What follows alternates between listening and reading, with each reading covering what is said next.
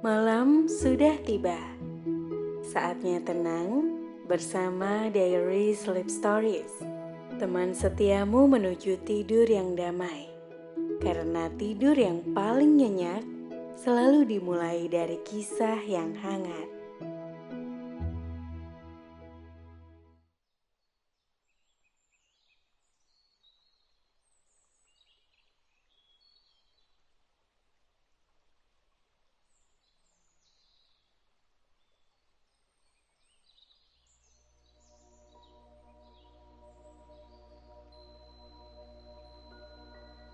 Malam sudah tenang, dan saat ini tak ada yang perlu kamu lakukan.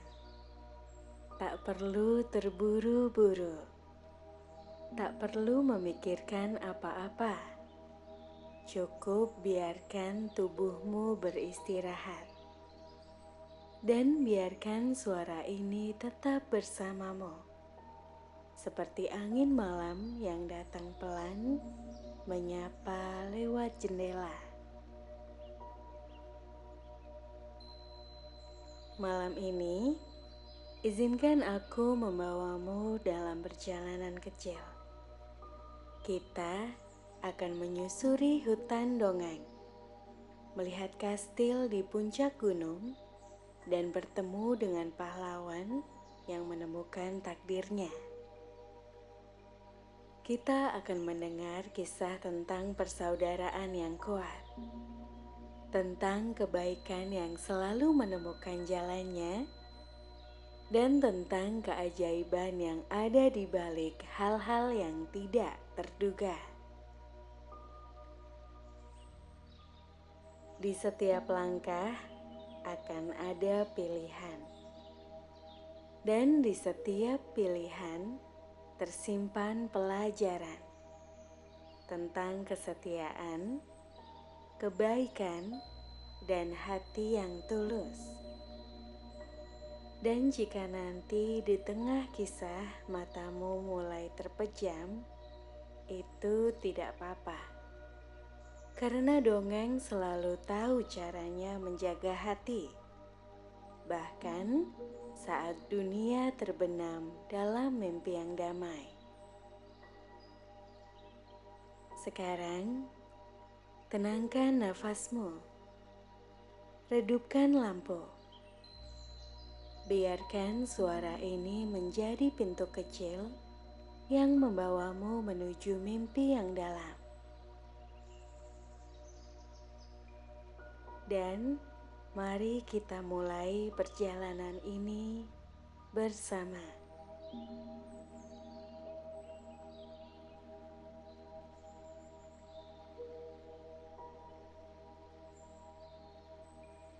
Kisah ketiga putri penyihir. Di sebuah lembah yang jauh dari desa dan ladang, tinggal seorang penyihir perempuan yang memiliki 3 orang putra. Rumah mereka berdiri di tepi hutan tua, dikelilingi pepohonan tinggi yang daun-daunnya selalu berbisik ketika angin bertiup. Penyihir itu terkenal memiliki kekuatan yang besar, namun juga hati yang penuh kecurigaan. Ia tak pernah benar-benar mempercayai orang lain, bahkan anak-anaknya sendiri. Ketidakpercayaan itu tumbuh menjadi bayangan gelap yang menyelimuti kehidupannya setiap hari. Hingga pada suatu waktu, ia memutuskan sesuatu yang akan mengubah nasib keluarganya selamanya. Tanpa belas kasihan, ia mengubah putra tertuanya menjadi makhluk yang jauh dari bentuk manusia. Sang sulung diubah menjadi seekor elang besar dengan sayap yang membentang lebar. Bulu-bulunya berkilau, terkena cahaya matahari. Anak kedua diubah menjadi seekor paus perkasa yang mengembara di lautan luas. Kedua anak itu tidak dapat kembali, terikat pada bentuk baru mereka. Anak bungsu yang masih muda dan lugu menyaksikan semuanya dengan hati bergetar. Ia tidak mengerti sepenuhnya alasan sang ibu, hanya tahu bahwa rasa takut kini menguasai dirinya. Pada malam ketika bulan purnama menggantung di langit, ia memutuskan untuk pergi. Tanpa menoleh lagi, ia melangkah keluar dari rumah, meninggalkan rumah yang membesarkannya. Hari-hari berikutnya, ia berjalan tanpa tujuan yang jelas. Jalan setapak membawanya ke desa-desa asing, ladang-ladang yang sunyi, dan bukit yang ditutupi rumput hijau. Dalam kesendiriannya, ia memikirkan nasib kedua kakaknya. Hatinya merindukan mereka, sekaligus bertanya-tanya, apakah suatu hari ia bisa mengembalikan mereka ke wujud manusia? Perjalanan panjang itu membawanya pada kabar tentang sebuah tempat misterius. Kastil Matahari Emas. Orang-orang yang berbisik di pasar berkata, kastil itu berdiri di ujung dunia, di atas tanah yang selalu bercahaya bagai fajar. Namun, cahaya itu hanyalah ilusi. Kastil tersebut berada di bawah mantra jahat, dan di dalamnya terkurung seekor putri yang kecantikannya hanya bisa dilihat oleh mereka yang berhati murni. Anak bungsu itu merasa hatinya tertarik pada kisah tersebut. Ia tidak tahu mengapa, tapi ada suara lembut di dalam dirinya yang mengatakan bahwa ia harus pergi ke sana. Mungkin untuk menyelamatkan sang putri. Mungkin juga karena jalan itu akan membawanya pada jawaban tentang kakak-kakaknya. Maka, ia memutuskan untuk mencari kastil Matahari Emas. Hari-hari berganti, musim pun berubah. Dalam perjalanannya, ia melewati hutan berkabut, sungai yang berarus deras, dan lembah sunyi yang hanya dihuni oleh burung-burung kecil. Di sebuah padang luas, ia melihat dua sosok raksasa yang sedang bertengkar. Suara mereka bergema keras, menggetarkan tanah di sekitarnya. Ia bersembunyi di balik batu besar, memperhatikan. Ternyata, kedua raksasa itu memperebutkan sebuah benda aneh, sebuah topi yang berkilau, seperti ditenun dari cahaya bintang. Itu adalah topi harapan, benda ajaib yang dikatakan bisa membawa pemakainya ke tempat manapun yang dia inginkan. Pertengkaran mereka semakin memanas, dan dalam kekacauan itu, tanpa sengaja, topi itu melayang jatuh dekat tempat anak bungsu bersembunyi. Dengan hati-hati, ia mengambilnya. Begitu topi itu berada di tangannya, ia merasakan kehangatan mengalir di seluruh tubuhnya. Ia mengenakannya, dan dalam sekejap, dunia di sekitarnya berputar seperti pusaran air. Ketika semuanya kembali tenang, ia mendapati dirinya berdiri di depan gerbang besar yang berlapis emas. Itulah Kastil Matahari Emas. Kastil itu tampak indah dari luar, tapi sunyi dan dingin. Udara di sekitarnya terasa berat, seakan membawa bisikan-bisikan yang tak terlihat. Di dalam, ia menemukan sang putri yang duduk di singgasana. Namun wajahnya pusat dan matanya sayu. Sang putri berada di bawah pengaruh mantra, dan hanya satu cara untuk membebaskannya. Untuk menghancurkan mantra itu, ia harus mendapatkan sebuah bola kristal yang disembunyikan dalam telur burung phoenix. Namun, telur itu tidak mudah didapat. Burung phoenix hanya akan lahir dari tubuh seekor kerbau liar yang tinggal di padang rumput di ujung dunia. Seekor makhluk raksasa yang hanya muncul ketika matahari terbenam. Mendengar itu, anak bungsu merasa beban berat menantinya. Namun, ia tidak sendirian. Ketika memikirkan caranya melawan kerbau itu, tiba-tiba bayangan elang terbang melintas di langit, diikuti oleh riak besar di danau yang berkilau. Ia tahu itu adalah kakak-kakaknya yang datang membantunya.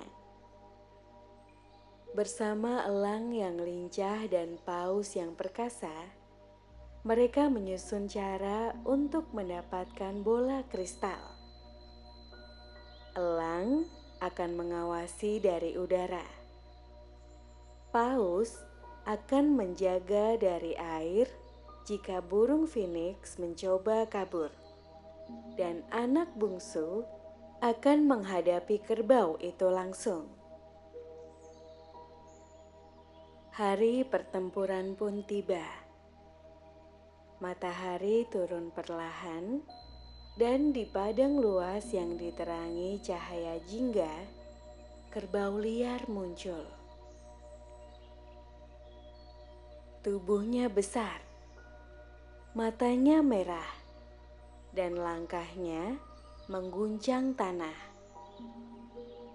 Anak bungsu menunggu saat yang tepat, lalu bergerak cepat, menghindari serangan bertubi-tubi.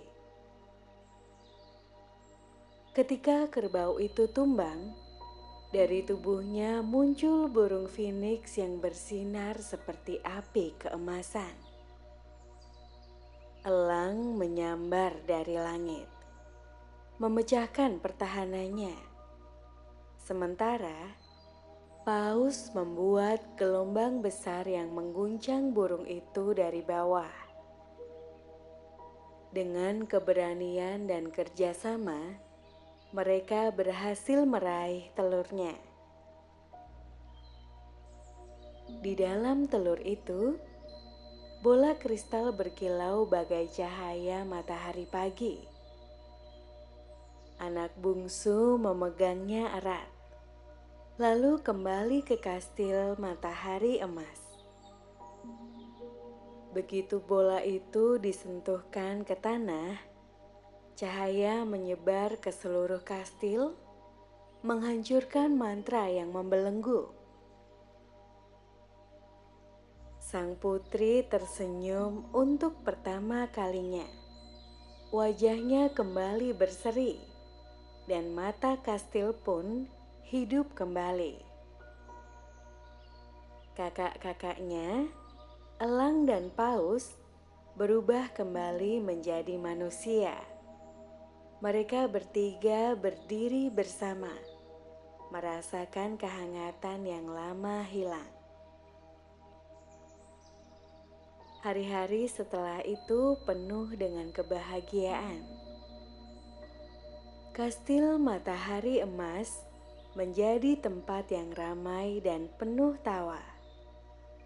Anak bungsu, kedua kakaknya, dan sang putri hidup damai, menikmati setiap detik kebebasan yang telah diperjuangkan. Dan di malam-malam yang tenang, mereka duduk di bawah cahaya bintang, mengingat perjalanan panjang yang telah membawa mereka ke sini. Sebuah kisah tentang keberanian, kesetiaan, dan cinta yang melampaui bentuk dan jarak.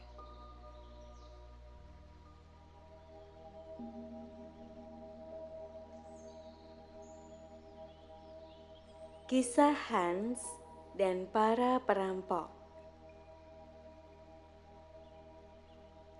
Di kaki sebuah pegunungan berbatu, hiduplah seorang ibu dan putranya yang masih kecil, bernama Hans. Mereka tinggal sederhana di sebuah rumah kayu di tepi hutan.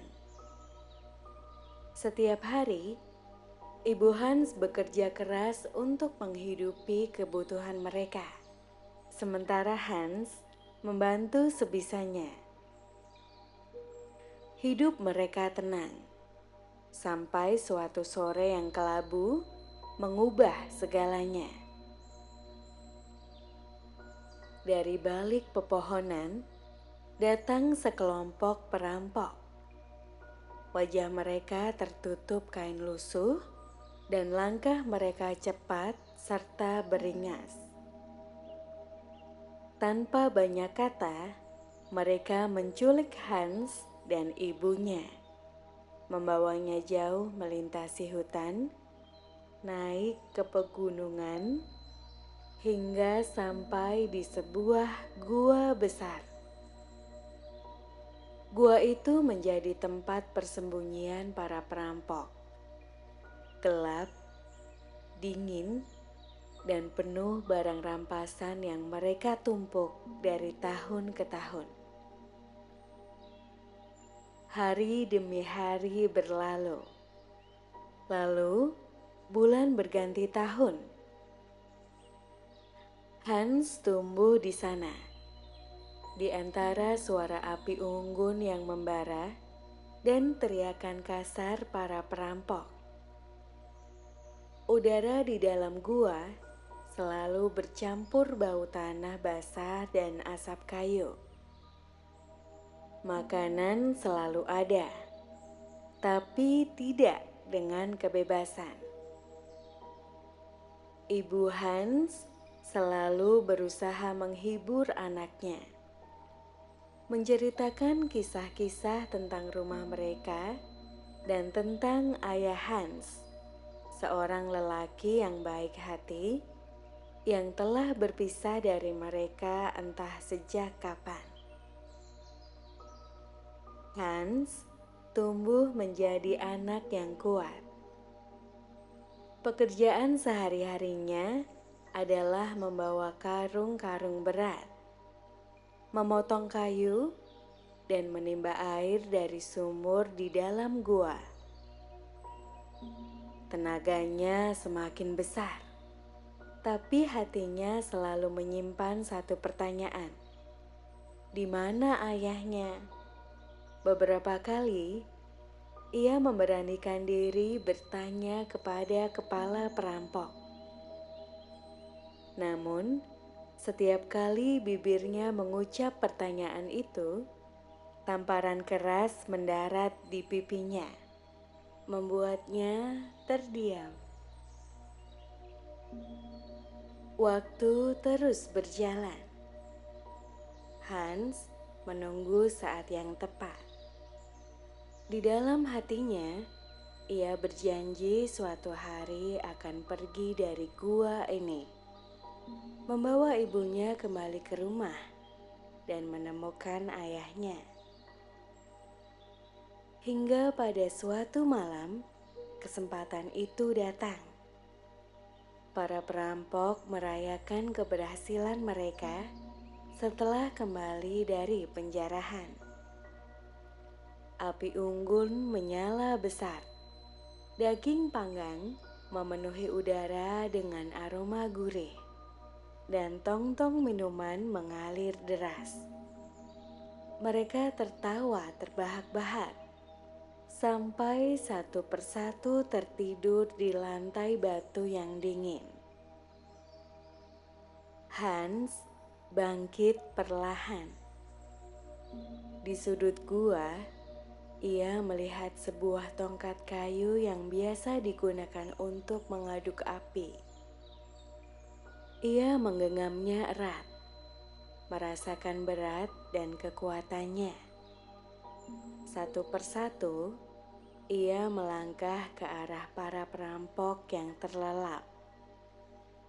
Lalu dengan ketepatan yang telah ia latih dalam pikirannya selama bertahun-tahun, ia mengalahkan mereka.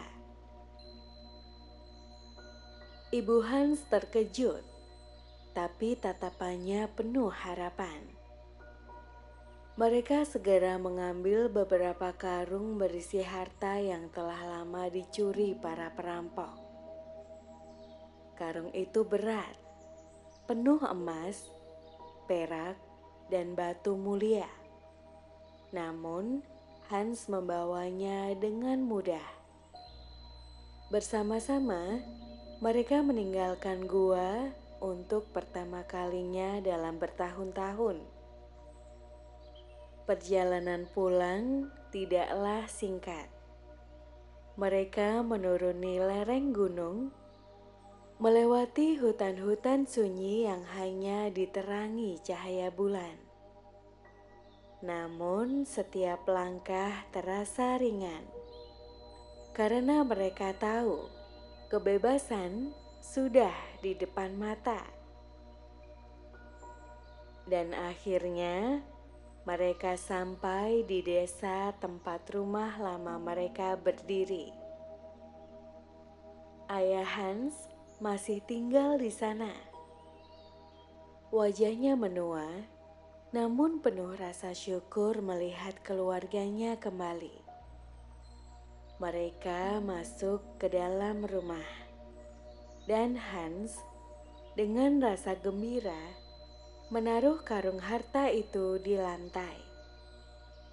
Namun beratnya begitu besar, hingga papan-papan lantai tak kuat menahannya. Dalam sekejap, sebagian rumah roboh.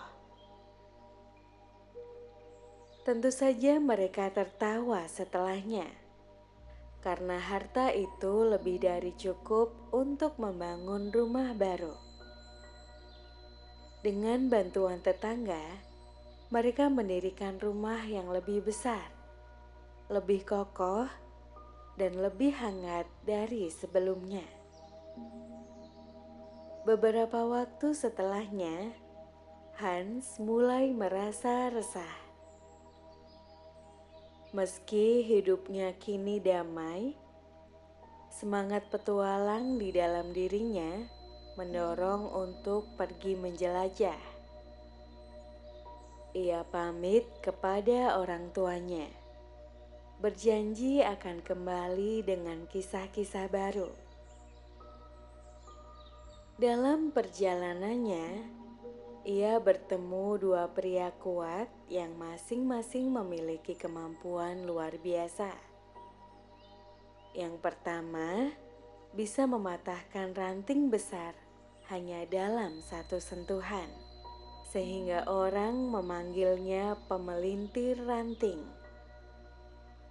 Yang kedua mampu memecahkan batu sebesar kepala kerbau yang hanya dengan kepalan tangannya, sehingga ia dikenal sebagai pemecah batu.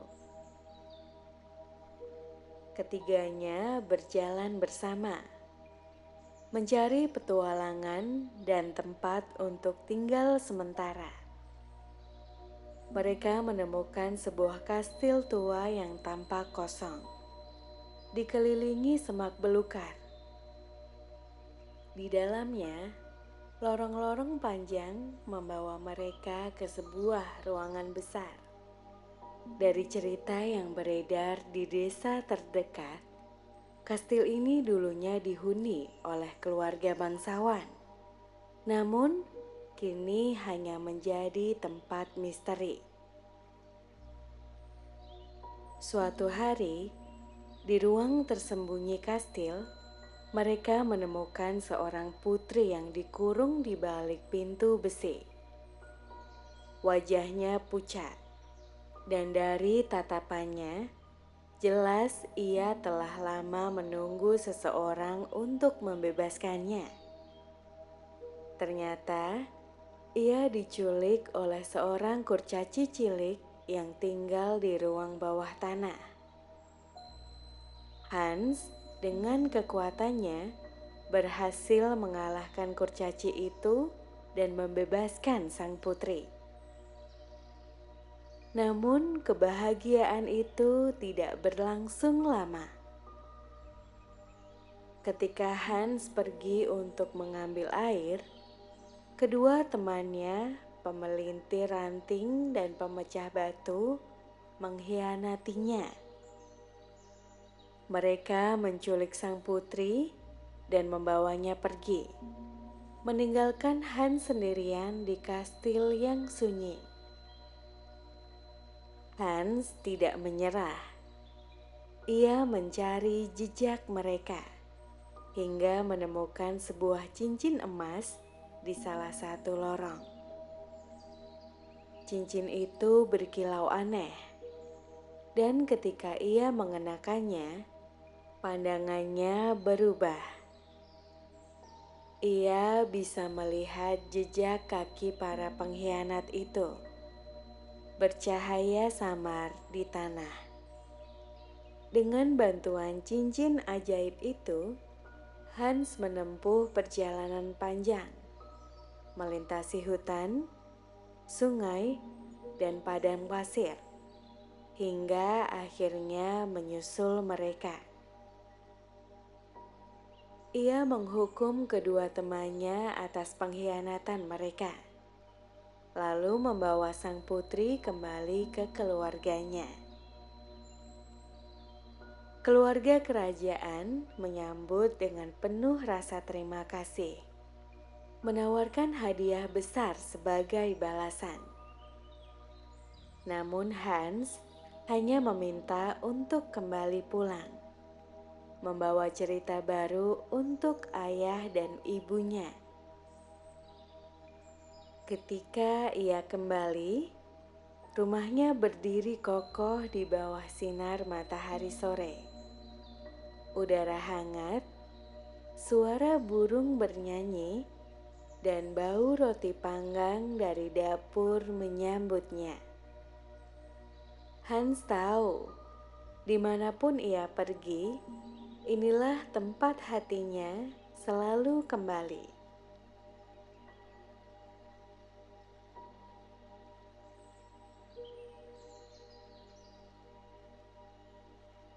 Kisah Tiga Kepala Emas. Putri yang baik.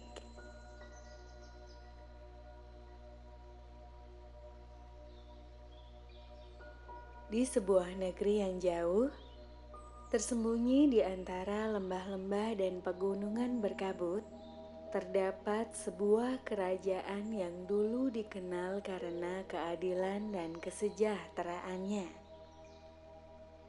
Istana berdiri megah di atas bukit, dikelilingi taman-taman bunga yang mekar sepanjang tahun. Di sanalah seorang putri raja tumbuh. Seorang gadis yang kecantikannya hanya tertandingi oleh kelembutan hatinya. Rambutnya panjang, jatuh seperti aliran sungai yang berkilau di bawah sinar matahari. Matanya bagaikan danau yang tenang, memantulkan ketulusan pada siapa saja yang menatapnya. Namun, keindahan luar hanyalah cerminan dari keindahan hatinya. Ia senang membantu para pelayan, mendengarkan keluhan rakyat, dan seringkali diam-diam memberi bantuan pada mereka yang membutuhkan. Kehidupannya berjalan damai sampai suatu hari sang raja, ayahnya, memutuskan untuk menikah lagi. Ratu baru datang membawa putrinya sendiri. Keduanya tampak anggun di hadapan rakyat. Tetapi di balik senyum yang dipamerkan, ada ketidaknyamanan yang pelan-pelan merayap masuk ke dalam kehidupan sang putri. Hari demi hari, perhatian sang raja terhadap putrinya semakin berkurang, digantikan oleh pujian dan kasih sayang yang diberikan pada sang istri baru dan anak tirinya. Tugas-tugas yang dulu ringan kini berubah menjadi pekerjaan berat. Sang putri harus membersihkan ruangan yang luas sendirian, merapikan taman tanpa bantuan, dan mengurus pekerjaan kecil yang biasa dilakukan para pelayan. Kata-kata manis digantikan oleh teguran, dan tatapan penuh kasih dari ayahnya semakin jarang. Meski begitu, ia tidak mengeluh. Ia tetap menjalani hari-harinya dengan sabar. Hingga pada suatu pagi yang dingin, sang ratu baru memerintahkan agar sang putri meninggalkan istana. Alasannya singkat, untuk mencari peruntungan sendiri. Bekal yang diberikan hanya sepotong roti keras, sebotol kecil air, dan pakaian tipis. Tidak ada pesta perpisahan. Tidak ada pelukan hangat dari sang ayah.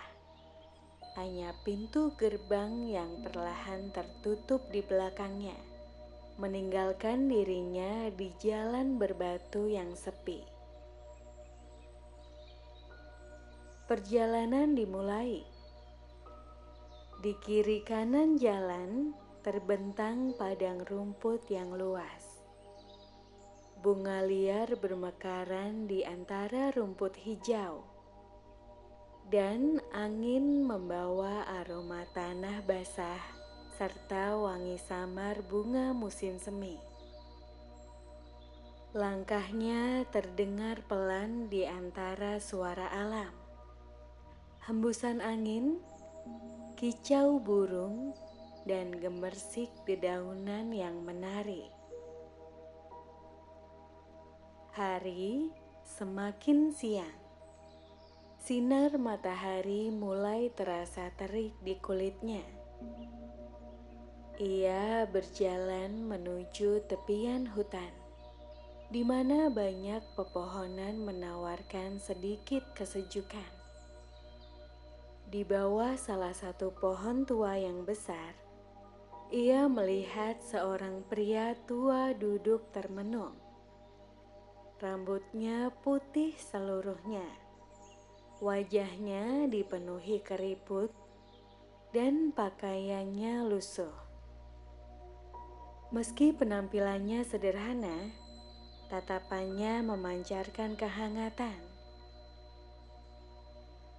Sang putri menghampiri, duduk di sampingnya. dan membuka bungkusan roti keras miliknya. Dengan senyum lembut, ia membagi roti itu menjadi 2 bagian, menyerahkan separuhnya kepada pria tua itu. Tangan sang pria gemetar saat menerima, namun matanya berbinar penuh terima kasih. Tanpa berkata apa-apa, pria itu mengeluarkan sebuah tongkat kayu kecil. Ujungnya berkilau lembut, seperti ada cahaya yang hidup di dalamnya. Ia menyerahkan tongkat itu pada sang putri. Saat jemarinya menggenggam, terasa hangat seperti memegang secarik matahari sore. Ada rasa tenang yang mengalir, membuat langkahnya terasa lebih mantap untuk melanjutkan perjalanan. Tak lama setelah itu, ia tiba di sebuah pagar duri yang menjulang tinggi, memisahkan jalan setapak dari hamparan tanah di baliknya. Duri-durinya panjang, tajam, dan mengilap di bawah cahaya. Ia mengangkat tongkat dan menyentuh pagar itu. Ajaibnya, duri-duri bergerak pelan, membuka jalan sempit yang cukup untuk ia lewati. Udara di balik pagar terasa berbeda, lebih sejuk, namun membawa aroma samar air yang mengalir. Jalan setapak membawanya menuju sebuah sumur tua di tengah padang rumput sepi. Airnya jernih memantulkan langit biru, tenang seperti cermin. Saat ia mendekat, permukaan air sumur itu beriak pelan. Mula-mula hanya lingkaran-lingkaran kecil, seperti bisikan angin di permukaan kolam yang tenang. Riak itu kemudian membesar, berputar perlahan, hingga dari kedalaman yang gelap perlahan muncul 3 kepala emas. Mereka mengapung tenang, seakan waktu di sekitarnya melambat. Rambut mereka panjang, berkilau memantulkan cahaya sore yang lembut. Bukan kilau yang menusuk mata, melainkan cahaya hangat seperti sinar matahari yang jatuh di ladang gandum pada awal panen. Rambut itu bergerak ringan mengikuti gerakan air, seperti helaian benang emas yang baru dipintal oleh tangan-tangan sabar. Cahaya yang terpancar dari mereka tidak menyilaukan. Justru ada ketenangan yang menyelimuti. Udara di sekitar sumur terasa lebih sejuk, dan burung-burung di pepohonan terdekat diam seakan ikut menyaksikan momen itu. Sang putri berdiri sejenak, mengamati dengan hati berdebar, lalu perlahan meraih sisir kayu yang selalu ia bawa di saku kecil bajunya. Sisir itu sederhana, tapi sudah menemaninya sejak ia meninggalkan istana. Dengan langkah ringan, ia berlutut di tepi sumur. Tangannya terulur. Jari-jarinya menyentuh helai pertama rambut emas itu. Lembut, halus, dan dingin seperti embun pagi.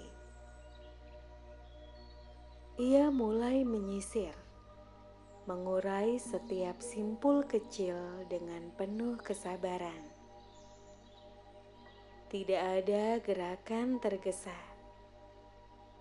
Setiap tarikan sisir adalah seperti sebuah doa diam-diam. Ucapan terima kasih karena telah diizinkan merawat sesuatu yang begitu berharga.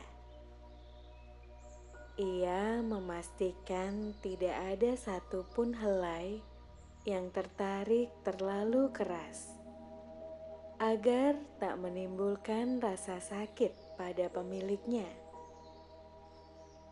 Setelah rambut-rambut itu rapi, ia menangkupkan tangannya, menimba sedikit air dari sumur. Airnya dingin, jernih, dan terasa segar di kulit. Ia menuangkannya perlahan ke rambut emas itu, membiarkan tetes-tetesnya mengalir seperti untayan permata bening yang jatuh dari langit. Ia mencuci dengan gerakan melingkar, seakan membelai. Setiap basuhan membuat rambut itu semakin berkilau, seolah menyimpan cahaya di dalamnya. Ia terus melakukan itu sampai yakin tidak ada debu atau kotoran yang tersisa. Tak ada suara selain gemercik air dan hembusan angin sore. Waktu berjalan lambat, dan momen itu terasa seperti sebuah rahasia yang hanya diketahui oleh mereka berempat, sang putri dan 3 kepala emas itu. Ketika ia selesai, sesuatu mulai berubah di sekitarnya. Sebuah cahaya tipis muncul. Pertama-tama di udara di atas sumur, lalu menyelubungi dirinya. Ia merasakan kehangatan merambat dari ujung kaki sampai kepalanya. Kulitnya memancarkan cahaya lembut, seolah membawa cahaya matahari kemanapun ia melangkah. Suaranya ketika ia mencoba mengucapkan beberapa kata kecil pada dirinya sendiri terdengar seperti nyanyian burung di pagi hari, jernih, merdu, dan menenangkan. Hatinya penuh ketenangan, tanpa rasa takut, tanpa beban. Ia tidak mendengar kata-kata, namun entah bagaimana ia tahu bahwa ini adalah berkat. Sebuah hadiah karena kebaikan yang ia tunjukkan. Hadiah yang akan membimbingnya menuju masa depan yang penuh cahaya. Ia menunduk dalam-dalam, memberi penghormatan pada 3 kepala emas itu. Saat ia menatap lagi, perlahan mereka kembali tenggelam ke dalam sumur, meninggalkan lingkaran riak yang membesar lalu lenyap. Perjalanan sang putri pun berlanjut. Ia berjalan melewati lembah yang hijau seperti permadani, tempat bunga-bunga liar bermekaran dalam warna-warna lembut. Angin membawa aroma wangi tanah basah dan bunga yang baru mekar. Langkahnya ringan, meski jarak yang ditempuh jauh. Kadang ia melewati ladang gandum yang menguning, bergoyang seperti gelombang kecil setiap kali angin berhembus. Di kejauhan, suara air mengalir dari sungai-sungai kecil menjadi musik yang menenangkan di telinganya.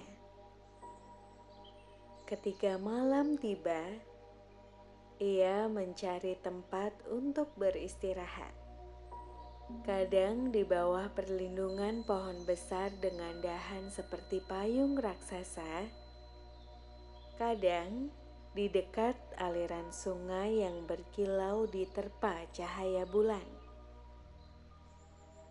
Langit malam di atasnya dipenuhi bintang yang tampak lebih dekat dari biasanya. Angin malam membelai rambutnya, membawa aroma dedaunan dan tanah, membuat tidurnya terlelap. Hari-hari berganti. Ia melewati bukit-bukit kecil, jalan setapak berbatu, dan padang rumput yang luas yang seakan tak berujung. Terkadang, ia berpapasan dengan orang asing, pedagang, penggembala, atau musafir yang tersenyum ramah. Terpesona oleh aura damai yang dibawanya. Meski ia tidak banyak bicara, kehadirannya membuat orang merasa lebih tenang. Suatu sore, ia tiba di sebuah kota besar. Jalan-jalan kota itu sibuk, dipenuhi pedagang yang memanggil pembeli. Ada kain sutra berwarna cerah yang tergantung di lapak-lapak. Rempah-rempah dalam karung yang mengeluarkan aroma tajam dan manis. Roti hangat yang baru keluar dari tungku, serta keranjang-keranjang penuh buah segar yang warnanya memikat mata. Udara dipenuhi campuran wangi kayu manis, bunga, dan asap dari dapur-dapur yang sedang memasak. Orang-orang yang ia lewati seringkali menoleh, terpesona oleh cahaya lembut yang seakan memancar dari dirinya.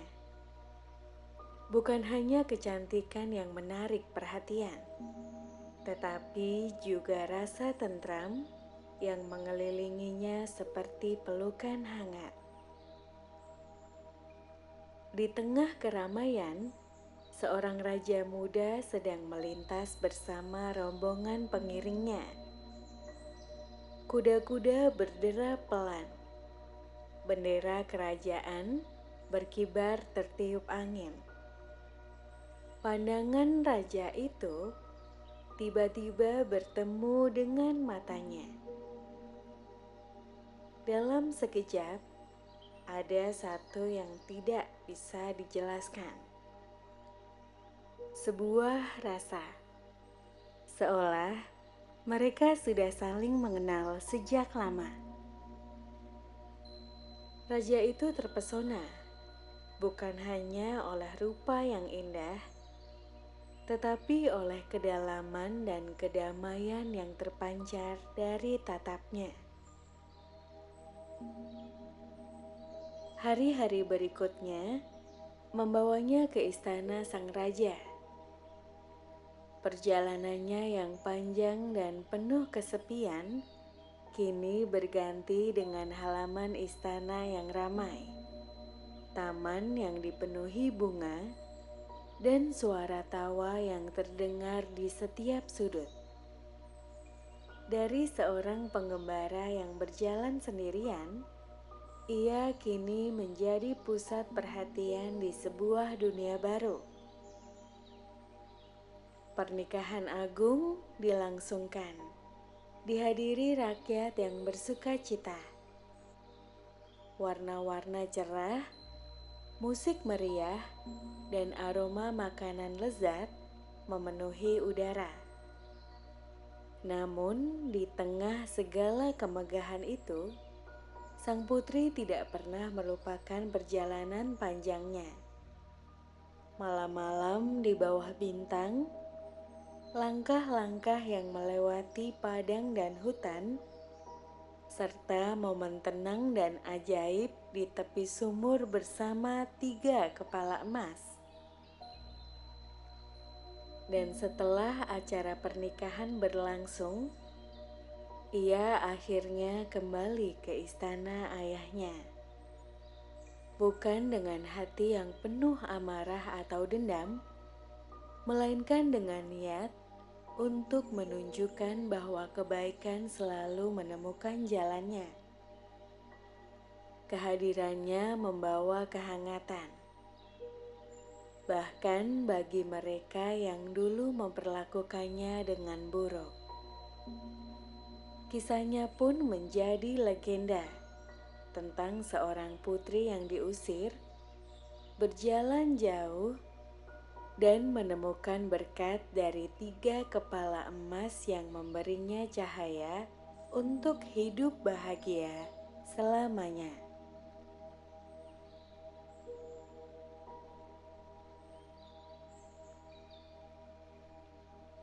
Kisah 3 Kepala Emas. Putri yang buruk.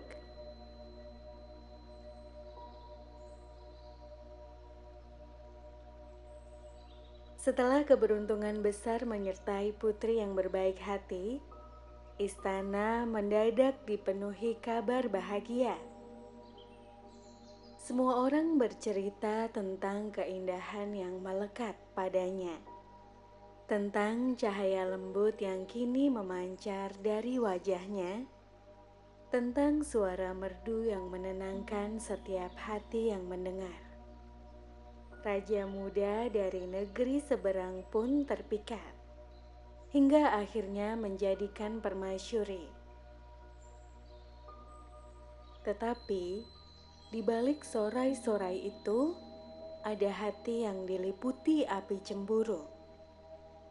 Putri lain, saudara tirinya, anak kandung sang ratu, tidak sanggup menerima kenyataan bahwa nasib begitu murah hati pada seseorang yang dulu ia remehkan. Setiap kali melihat orang memuji keberuntungan saudaranya, hatinya seperti diperas oleh rasa iri. Ia bertanya-tanya, mengapa bukan dirinya yang mendapatkan hadiah itu? Ia lebih pantas, pikirnya. Ia lebih layak untuk hidup dalam kemewahan, karena sejak lahir selalu dimanjakan. Hari demi hari, rasa iri itu makin menebal, berubah menjadi tekad keras. Ia tak ingin hanya menjadi penonton yang terjebak di balik bayangan saudara tirinya. Ia ingin membuktikan bahwa dirinya juga bisa, bahkan lebih hebat. Dan dengan keyakinan penuh kesombongan, ia bersiap menempuh jalan yang sama. Berbeda dengan kakak tirinya yang berangkat dengan bekal seadanya, putri yang buruk itu memaksa ibunya menyiapkan perjalanan penuh kenyamanan. Keranjang besar disiapkan, berisi roti putih lembut yang baru keluar dari tungku, keju segar yang harum, daging asap yang tebal, manisan buah yang mengilap, hingga botol perak berisi minuman manis. Gaun sutranya berkilau, sepatunya kuat, dan perhiasan menggantung di leher serta pergelangan tangannya. Bahkan, payung sutra ia bawa. agar kulitnya tidak tersentuh terik matahari. Ketika ia melangkah meninggalkan gerbang istana, tidak ada kerendahan hati di wajahnya.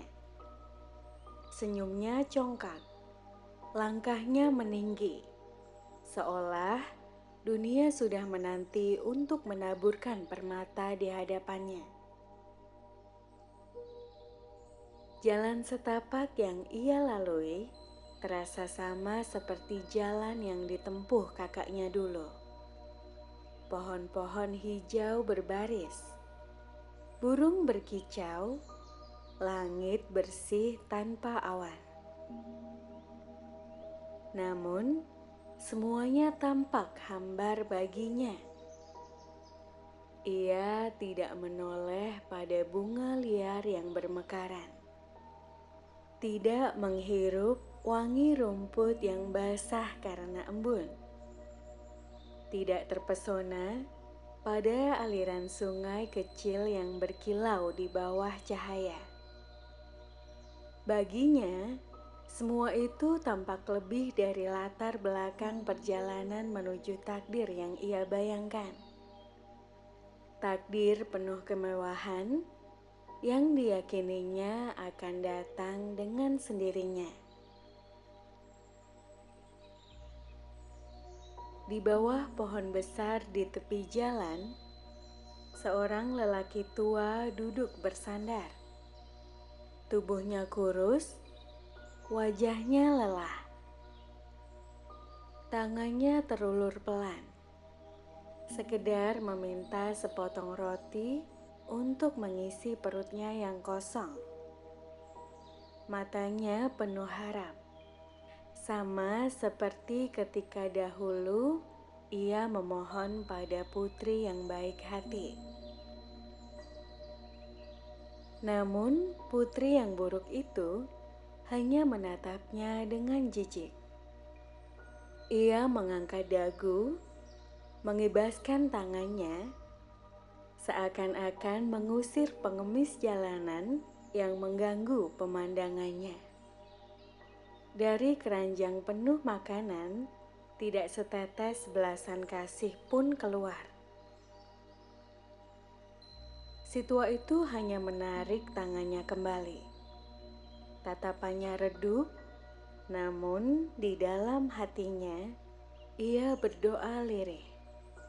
Bukan doa keselamatan, melainkan doa agar putri itu belajar dari perbuatan yang ia tabur. Angin yang semula lembut berubah menjadi dingin. Dedaunan bergoyang lirih, seakan merasakan kekecewaan yang sama. Tapi si putri tidak peduli. Ia terus melangkah. Dengan langkah teratur, membiarkan jejaknya menghilang di balik jalan berdebu. Tak lama kemudian, jalan setapak terhenti oleh pagar tinggi yang dipenuhi semak berduri. Duri-durinya panjang, tajam, dan saling bertautan, membentuk dinding yang nyaris mustahil dilewati. Ketika putri baik hati dulu tiba di tempat ini, pagar itu membuka jalan karena ia telah diberi tongkat ajaib berkat kebaikan hatinya. Namun, putri yang buruk tidak memiliki apa-apa selain kesombongan.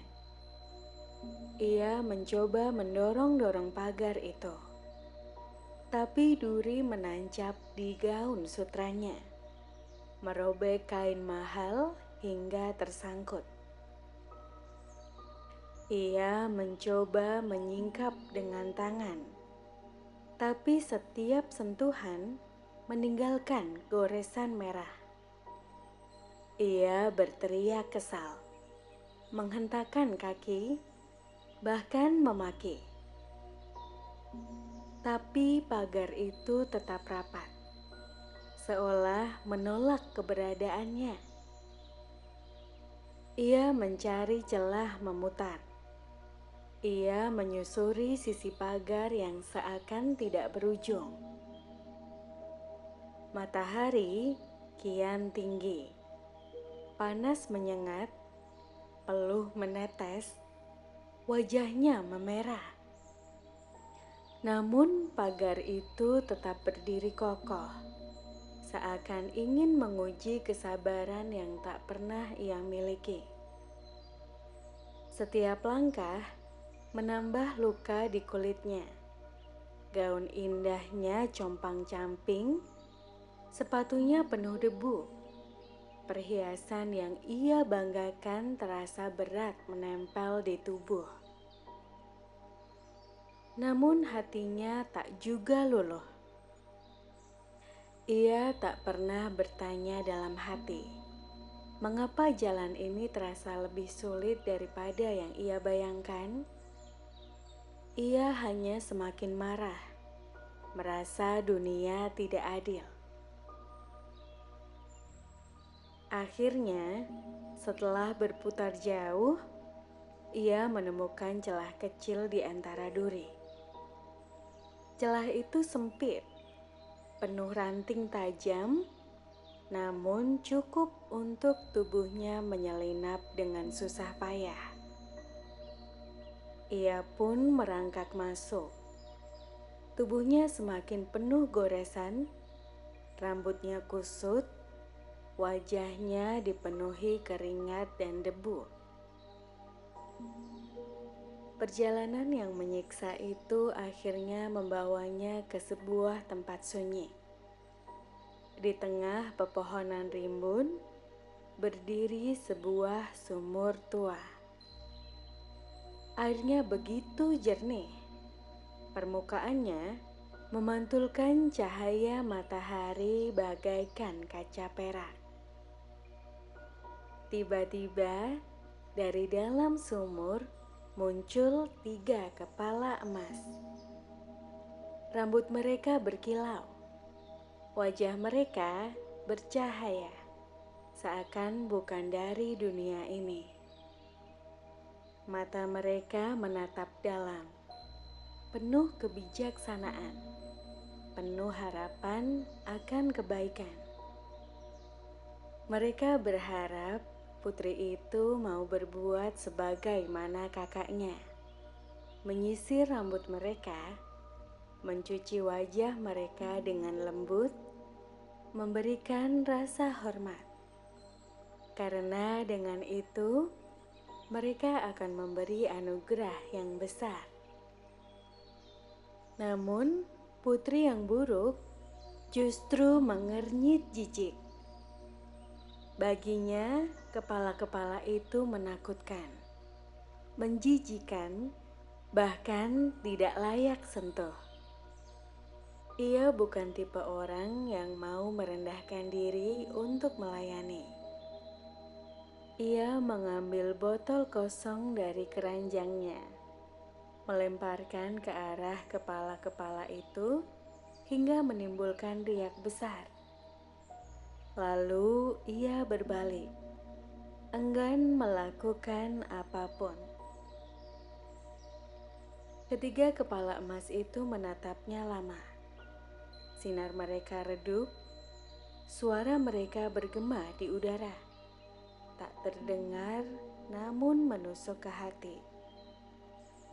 Mereka tahu ia tidak pantas menerima kebaikan. Maka, bukan anugerah yang diberikan, melainkan hukuman. Sejak detik itu, udara di sekitar sumur berubah berat. Angin yang tadinya sepoi berubah dingin menggigit, menusuk kulitnya hingga terasa ke tulang. Putri yang buruk itu gemetar, bukan karena takut, melainkan karena amarah yang tak tertahankan. Ia menoleh ke kanan, ke kiri, mencari jalan keluar. tapi seakan seluruh tempat itu membeku, menahannya agar mendengar keputusan yang telah dijatuhkan. Salah satu kepala emas bersuara, dalam dan bergema, seperti berasal dari perut bumi. Engkau telah datang dengan hati penuh kesombongan. Engkau melihat kami bukan dengan kasih, melainkan dengan jijik. Engkau menolak memberi hormat. Engkau menolak merendahkan diri. Maka dari kami bukanlah cahaya yang akan engkau terima, melainkan kegelapan. Kepala kedua menambahkan, suaranya serupa desir air yang membeku. Wajahmu yang dulu dipuji akan kehilangan sinarnya. Bibirmu yang terbiasa mengeluarkan kata-kata kasar akan kehilangan manisnya suara. Langkahmu yang sombong akan mengantarkanmu pada jalan hina. Karena apa yang engkau tabur, itu pula yang akan engkau tuai. Dan kepala ketiga, yang wajahnya paling bercahaya, berkata dengan lirih namun tegas, dan laki-laki yang kelak engkau jumpai bukanlah pangeran yang memuliakanmu, melainkan seorang yang hidup dari kerja keras, dari tanah dan peluh. Itulah cermin dari kesombonganmu, agar engkau belajar dari penderitaan. Begitu kata-kata itu diucapkan, air sumur beriak keras. Cahaya yang menyilaukan muncul, memantul ke wajah sang putri. Ia menjerit, menutup mata, namun cahaya itu tetap tembus hingga ke dalam tubuhnya. Dan ketika ia membuka matanya kembali, semuanya terasa berbeda. Ia berlari menuju permukaan sumur, melihat bayangan dirinya di air. Saat itu, teriakan panjang menggema. Wajah yang dulu mulus, cantik, penuh kebanggaan, kini berubah pucat kusam. Kulitnya ditumbuhi noda hitam, matanya tampak sayu dan merah, bibirnya kering pecah-pecah. Senyum yang dulu dianggap menawan, kini tampak seperti ejekan yang menakutkan. Tangannya bergetar menyentuh wajah itu, tak percaya dengan apa yang ia lihat. Ia mencakar pipinya, berharap itu hanyalah ilusi. Namun semakin ia mencoba, semakin jelas kenyataan buruk itu. Air matanya jatuh, tapi bukan air mata penyesalan, melainkan air mata marah. Ia merasa dipermalukan, merasa dunia menghukumnya tanpa alasan.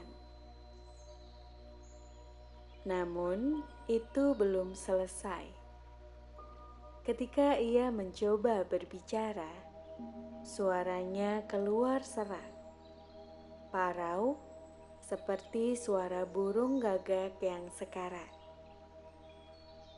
Kata-katanya patah, tidak enak didengar, seolah tenggorokannya tercekik oleh kutukan.